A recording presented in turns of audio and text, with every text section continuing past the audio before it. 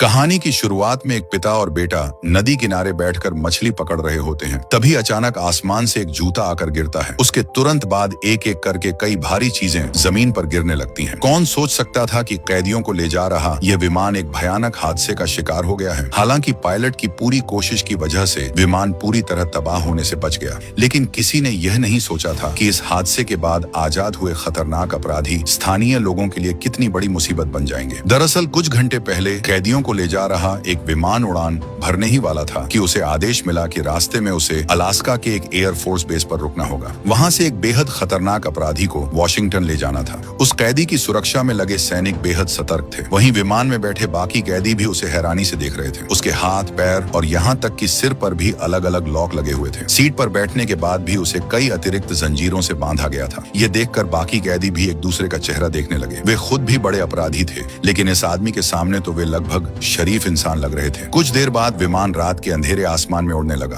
तभी उस खतरनाक कैदी ने मुंह से स्टील की कील लगा एक नकली दांत निकाला। ऐसा लग रहा था जैसे वह उससे अपनी बेड़ियां खोलने वाला हो। जैसे ही उसके हाथ पैर आजाद हुए तो अचानक विमान के बाहर जोरदार धमाका हुआ। विमान का एक हिस्सा आग की लपटों में गिर गया। यात्रियों की चीखें गूंज उठीं और पास बैठे कई कैदी सीधे हवा में खींच गए। लेकिन वह खतरनाक अपराधी बिल्कुल भी घबराया नहीं। वह आराम से अपनी बाकी जंजीरें खोलता रहा। जब विमान तेजी से नीचे गिरने लगा तब तक वह पूरी तरह आजाद हो चुका था। सामने आए एक मार्शल को उसने कुछ ही सेकंड में बुरी तरह पीट कर गिरा दिया। उधर पायलट पूरी ताकत लगाकर विमान को संभालने की कोशिश कर रहा था। विमान के अंदर मौजूद सभी लोग ग्रेविटी खत्म होने की वजह से हवा में तैरने लगे, लेकिन यह ज्यादा देर तक नहीं चला। आखिरकार विमान बेकाबू होकर जमीन की तरफ गिर पड़ा। खुशनसीबी से विमान क्रैश होने के बाद उसमें दूसरा विस्फोट नहीं हुआ। इसके बाद कैदियों की निगरानी कर रहे कई गार्ड्स मारे गए थे और कई बुरी तरह घायल हो चुके थे। जो कैदी बच गए थे वे किसी भी तरह अपने हथकड़े खोलने की कोशिश करने लगे। उनके लिए यह किसी दूसरी जिंदगी मिलने जैसा था। उधर अलास्का के एक छोटे से बॉर्डर टाउन में डिप्टी शेरिफ फ्रैंक रोज की तरह अपनी ड्यूटी पर पहुंचा। अभी वह ठीक से बैठा भी नहीं था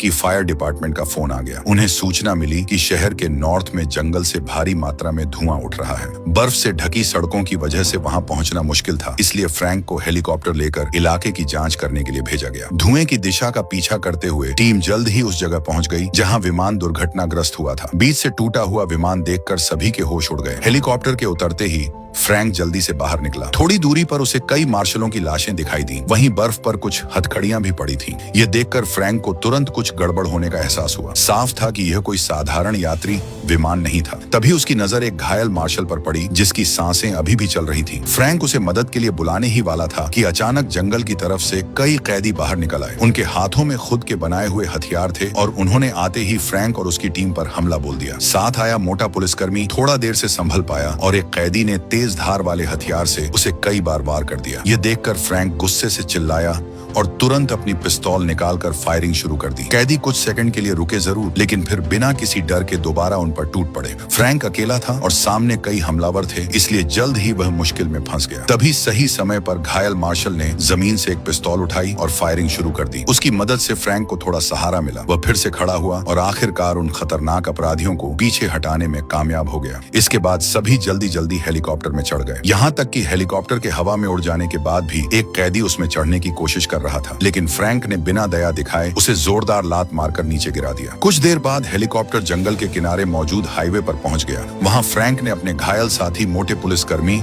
और बचे हुए मार्शल को एम्बुलेंस में भेज दिया। इसके बाद फ्रैंक ने सभी पुलिस वालों को बताया कि दुर्घटनाग्रस्त हुआ विमान कोई साधारण विमान नहीं था, बल्कि वह संघीय कैदियों को ले जाने वाला ट्रांसपोर्ट प्लेन था। उसमें मौजूद अपराधी बेहद हिंसक और खतरनाक थे। ऐसे लोग आजादी पाने का यह मौका बिल्कुल नहीं छोड़ने वाले थे। खुशकिस्मती से विमान घने बर्फीले पहाड़ों और जंगलों के बीच गिरा था, इसलिए पुलिस ने 2 मोर्चों पर काम शुरू किया। एक टीम को जंगल में छिपे अपराधियों की तलाश के लिए भेजा गया, जबकि दूसरी टीम ने जंगल से बाहर निकलने वाले सभी रास्तों को सील करना शुरू कर दिया ताकि कोई भी अपराधी चुपके से शहर में न घुस सके। सभी जरूरी निर्देश देने के बाद फ्रैंक ने अपनी पत्नी सारा को भी फोन किया। उसने कहा कि अस्पताल में घायल लोगों के इलाज की पूरी तैयारी रखी जाए। उसका साथी मोटा पुलिसकर्मी गंभीर रूप से घायल था और अस्पताल में जिंदगी की लड़ाई लड़ रहा था। अभी फ्रैंक ने फोन रखा ही था कि उसका मोबाइल फिर बज उठा। इस बार कॉल करने वाला CIA की एक एजेंट थी जिसका नाम सिड था। सिड ने बताया कि कुछ मिनट पहले उसे आदेश मिला है कि वह तुरंत अलास्का पहुंचे और फरार कैदियों को पकड़ने में फ्रैंक की मदद करे। यह सुनकर फ्रैंक थोड़ा सतर्क हो गया। CIA कोई समाज सेवा करने वाली संस्था नहीं थी।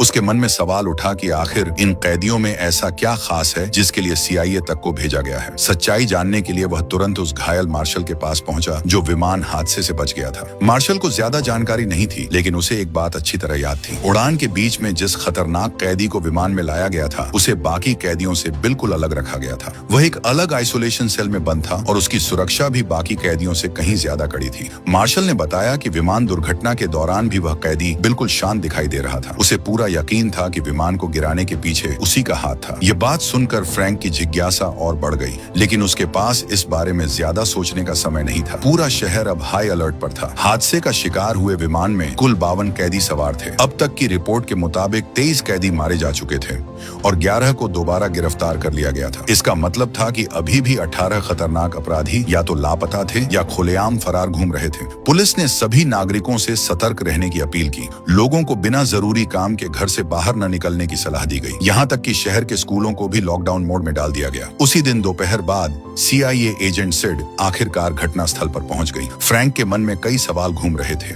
आखिर उस विमान का रास्ता बीच में क्यों बदला गया और वह खतरनाक कैदी आखिर था कौन? लेकिन सिड ने हर सवाल का एक ही जवाब दिया कि यह गोपनीय जानकारी है। उसने साफ कह दिया कि वह यहाँ सिर्फ फरार अपराधियों को पकड़ने में मदद करने आई है। यह सुनकर फ्रैंक नाराज हो गया। उसे अच्छी तरह पता था कि सिड की असली दिलचस्पी उन 18 फरार कैदियों में नहीं, बल्कि उस एक खास कैदी में थी जिसे बीच रास्ते में विमान पर चढ़ाया गया था। लेकिन फ्रैंक की जिम्मेदारी पूरे शहर की सुरक्षा थी। उसके लिए हर एक फरार अपराधी खतरा था और वह सभी 18 कैदियों को पकड़ना चाहता था। सिड को अपने उच्च अधिकारियों की बातें याद आईं। उन्होंने बताया था कि फ्रैंक 6 साल पहले शिकागो के मेजर क्राइम यूनिट में काम करता था। बाद में उसका ट्रांसफर इस दूर दराज के छोटे से शहर में कर दिया गया। पिछले 5 सालों में उसने पूरी ईमानदारी से काम किया था और उसके पोस्टिंग के दौरान शहर में एक भी हत्या नहीं हुई थी। सिड समझ गई कि आगे की जांच में उसे फ्रैंक की मदद की जरूरत पड़ेगी, इसलिए उसने कुछ निजी जानकारी साझा करने का फैसला किया। उसने बताया कि उस खतरनाक कैदी का नाम लॉक था। लॉक पहले CIA का एक बेहद काबिल एजेंट हुआ करता था। सिड पहले उसकी बॉस रह चुकी थी और उसी ने उसे ट्रेनिंग भी दी थी। शुरुआत में लॉक ने शानदार प्रदर्शन किया था, लेकिन पिछले महीने वह अचानक गायब हो गया। उसके साथ साथ एक बेहद सीक्रेट फाइल भी लापता हो गई थी। जांच में मिले सबूतों से यही संकेत मिल रहे थे कि लॉक ने CIA के साथ विश्वासघात किया और वह सीक्रेट जानकारी चुरा ली। 2 दिन पहले उसे सीमा क्षेत्र में गिरफ्तार कर लिया गया था। इसी वजह से CIA ने विशेष आदेश देकर उसे उसी कैदी विमान से वॉशिंगटन भेजने की व्यवस्था करवाई थी। हालांकि सिड के पास कोई पक्का सबूत नहीं था, फिर भी उसे पूरा यकीन था कि विमान हादसे के पीछे लॉक का ही हाथ है। सिड का मानना था कि लॉक सिर्फ भागने के लिए ये सब नहीं कर रहा, बल्कि वह आगे कोई और भी बड़ा और खतरनाक प्लान तैयार कर रहा है। ये सब सुनकर फ्रैंक हैरान रह गया। उसे पूरी कहानी किसी फिल्म जैसी लग रही थी। वह सिड से और भी जानकारी पूछने ही वाला था कि तभी उसकी जेब में रखा मोबाइल फोन बज उठा। असल में फोन उसकी पत्नी सारा का था। कॉल मिलते ही फ्रैंक तुरंत अस्पताल की ओर रवाना हो गया। वहाँ पहुंचकर उसने देखा कि सारा उस घायल मार्शल के कमरे से बाहर निकल रही थी। अच्छी बात यह थी कि मार्शल की हालत अब अच्छी थी और कुछ दिनों के आराम के बाद उसे छुट्टी मिल सकती थी। लेकिन उसका साथी मोटा पुलिसकर्मी इतना खुशकिस्मत नहीं था। अंदरूनी अंगों में भारी खून बहने की वजह से डॉक्टर कई घंटों तक उसकी जान बचाने की कोशिश करते रहे, लेकिन आखिरकार वह दम तोड़ गया। इस खबर ने सारा को गहरा सदमा पहुंचाया। उसे महसूस होने लगा कि यह मामला किसी साधारण अपराध से कहीं ज्यादा खतरनाक है। उसने फ्रैंक से कहा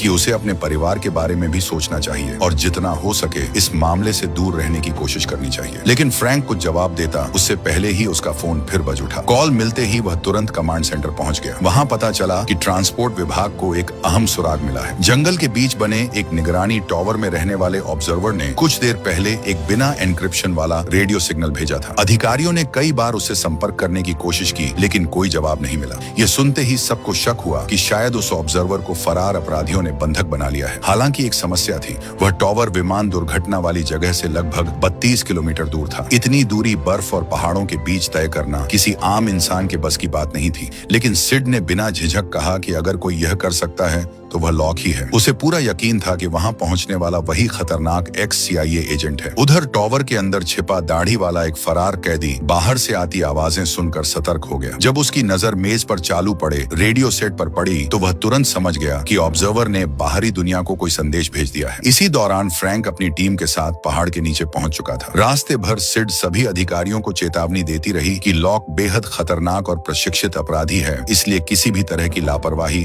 जानलेवा साबित हो सकती है। कुछ ही देर में पूरी टीम निगरानी टॉवर के केबिन तक पहुंच गई। दरवाजा खोलते ही वे हैरान रह गए क्योंकि अंदर कोई दिखाई नहीं दे रहा था। फिर एक अधिकारी को स्टोर रूम में बंधा हुआ ऑब्जर्वर मिल गया, लेकिन जैसे ही वह उसे छुड़ाने के लिए झुका तभी दाढ़ी वाले कैदी ने अचानक हमला कर दिया। यह हमला इतना तेज था कि पुलिसकर्मी को संभलने तक का मौका नहीं मिला। बाहर मौजूद बाकी अधिकारी शोर सुनते ही मदद के लिए दौड़े, लेकिन तब तक दाढ़ी वाला अपराधी ऑब्जर्वर को बंधक बनाकर वहां से भाग चुका था। बाहर पहुंचते ही पुलिसकर्मियों ने घेरा बना लिया। सिड अभी पूरी तरह मौके पर पहुंची भी नहीं थी कि वह जोर जोर से चिल्लाने लगा और सबको गोली चलाने का आदेश देने लगा। लेकिन फ्रैंक दाढ़ी वाले अपराधी को जिंदा पकड़ना चाहता था। दोनों पक्ष आमने सामने खड़े थे कि तभी सिड ने जमीन पर पड़ी एक कुल्हाड़ी उठाई और उस कुत्ते को बांधने वाली लोहे की जंजीर काट दी। जंजीर टूटते ही कुत्ता सीधे दाढ़ी वाले अपराधी पर टूट पड़ा। सभी के सामने इंसान और कुत्ते के बीच भयंकर संघर्ष शुरू हो गया। आखिरकार ऑब्जर्वर ने सीटी बजाई, तब जाकर कुत्ते ने हमला रोक दिया, लेकिन तब तक बहुत देर हो चुकी थी। दाढ़ी वाले अपराधी का गला बुरी तरह फट चुका था और उसकी मौके पर ही मौत हो गई। फ्रैंक यह देखकर पूरी तरह हैरान रह गया। उसे यकीन ही नहीं हो रहा था कि जिस व्यक्ति को वे खतरनाक गद्दार एजेंट समझ रहे थे वह इतनी आसानी से मारा गया। लेकिन सिड ने सिर्फ निराशा से सिर हिलाया। इसके बाद सभी लोग वापस कैंप की ओर लौट गए। उधर सर्च टीम को बर्फ में कई और फरार कैदियों की लाशें मिली थी। सिड एक एक लाश की पहचान करने लगी। उसने पुष्टि की कि उनमें से कोई भी लॉक नहीं था, लेकिन तभी एक शव ने उसका ध्यान खींच लिया। उस आदमी की कलाई पर हथकड़ियों के निशान नहीं थे। इसका मतलब साफ था कि वह कोई कैदी नहीं था। फ्रैंक ने तुरंत मार्शलों की फाइलें निकलवाईं। तस्वीरों का मिलान करने पर पता चला कि मृत व्यक्ति का नाम रॉबर्ट था और वह एक संघीय मार्शल था। यह देखकर फ्रैंक के दिमाग में अचानक सारी बातें जुड़ गईं, क्योंकि अस्पताल में भर्ती वह जीवित मार्शल भी खुद को रॉबर्ट बता रहा था। अब सच्चाई सामने आ चुकी थी। अस्पताल में मौजूद व्यक्ति असली रॉबर्ट नहीं बल्कि फरार अपराधी लॉक था, जिसने उसकी पहचान चुरा ली थी। फ्रैंक ने तुरंत अपनी पत्नी सारा को फोन मिलाया और उसे सावधान करने की कोशिश की, लेकिन अब बहुत देर हो चुकी थी। लॉक अपनी असली पहचान उजागर कर चुका था। जब फ्रैंक भागता हुआ अस्पताल पहुंचा तब तक लॉक वहां से गायब हो चुका था। और सबसे डराने वाली बात यह थी कि उसकी पत्नी सारा भी उसके साथ लापता थी। लेकिन फ्रैंक को अभी भी समझ नहीं आ रहा था कि लॉक सारा को अपने साथ क्यों ले गया। उसे बिल्कुल भी अंदाजा नहीं था कि सारा को बचाने की यह कोशिश उसे एक ऐसे खतरनाक सच तक पहुंचा देगी जो सब कुछ बदल कर रख देगा। अगर आपको इस कहानी का सेकंड पार्ट चाहिए तो कमेंट में पार्ट 2 टाइप करें।